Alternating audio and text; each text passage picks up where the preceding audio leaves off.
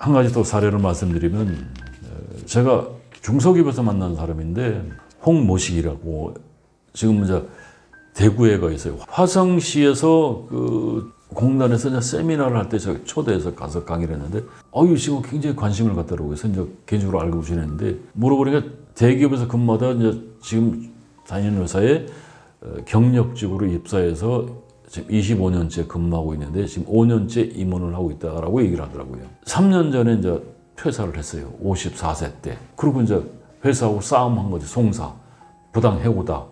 하다가 대구 사람인데 지금은 대구로 내려가 있는데 송사를 하면서 갑자기 퇴사하게 된 거잖아요.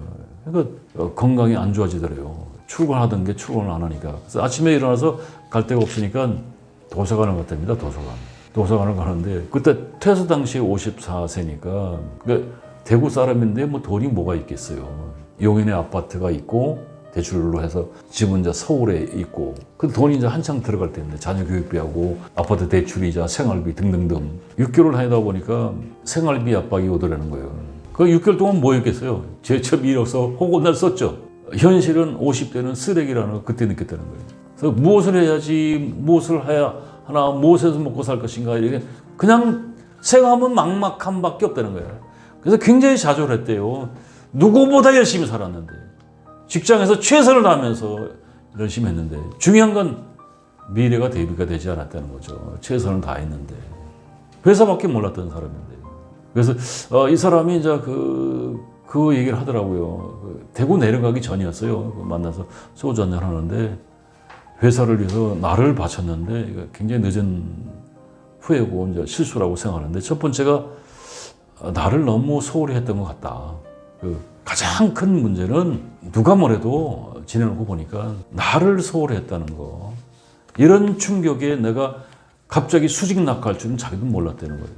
지금 회사에서 근무하시는 여러분들 이런 상상을 했겠어요. 그 근무 여건상 회사에 진짜 올인할 수밖에 없죠. 그래서 퇴직 준비 어떻게 합니까? 내 동료가 아웃이 되면서 임금비 절감하겠다고 사람 채용 안 하는 상태에서 과중한 업무 하고 싶어도 못 하죠. 근데 이 양반 같은 경우는 그래도 대우가 되면서 임원으로 5년 근무했는데 회사가 경영 악화로 워크아웃 단계까지 간 상태에서 자기가 먼저 퇴사를 했는데도 이렇게 될 줄 몰랐다는 거죠. 그래서 가장 후회되는 게 이제 나를 위해서 너무 소홀히 했다. 그리고 두 번째가 아까 얘기했던 막연한 기대감, 자신감. 그러니까 어떻게 되겠지. 그러니까 미래의 추상성이 가장 큰 실수였던 것 같다라는 생각이 들고서 그래서 요새 습관을 들였는데 잠자리 들기 전에 10분 정도를 이제 생각을 한다라고 하더라고요. 메모하면서 쓰면서. 근데 이게 이제 루틴처럼 이제 하고 있는데 앞으로 이제 살아온 날보다 살아가야 될 날들이 많잖아요. 여기서 좌절할 수도 없고 포기할 수도 없고 포기하면 자살인데 그래서 자신의 미래에 대해서 자꾸 생각을 한다는 거예요. 무엇을 해야 될까? 무엇을 할 수 있을까? 할 수 있는 것들을 찾기 위한 노력을 한다는 거예요. 그리고 두 번째가 재정적 자유를 위한 방법과 당장 노력해야 할 것들을 정리를 한다는 거죠.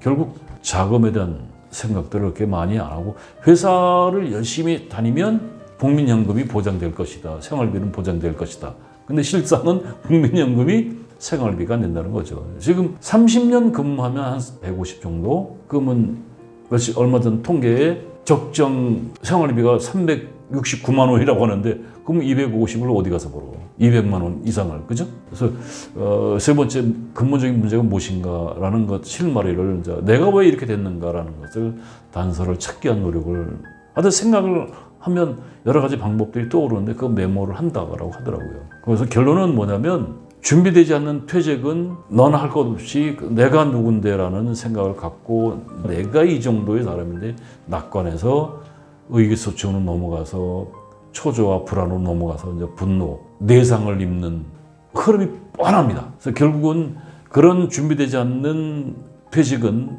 노후 문제로 연결될 수밖에 없고 노후 문제는 돈과 건강과 외로움을 극복할 수 있는 길이 쉽지가 않습니다.